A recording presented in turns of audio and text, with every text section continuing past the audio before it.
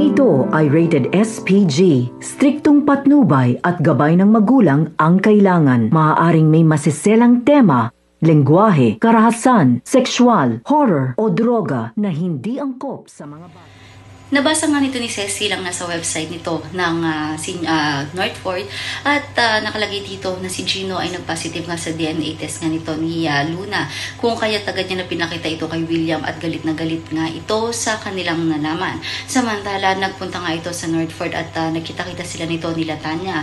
Sinabi nga nito ni Tanya na isa kina Gino at Castrotes ang nagsisinungaling dahil hindi naman maaari na dalawang positive ang nasa DNA test. Sinabi naman nito ni Sky na baka sina Cecil at Goff ang may tinatago at pinoprotektahan. Sinabi naman ni Gino na wala silang dapat ipag-alala dahil willing naman sila at wala siyang kinatatakutan kahit pabatas o kahit kanino dahil wala naman siyang tinatago. Samantala, habang nagkakagulo sila doon ay nagkakagulo din sa klinik etong si Z at etong si Archie dahil nga sa mataas ang emosyon ngayon ni Z mula nang malaman nga niya ang pagiging positive ni Gino, ngunit pinapakalma siyang maigi ng kanyang kapatid. Yan ang dapat nating abangan sa mas sumitinding mga eksena dito nga lang sa Senior High.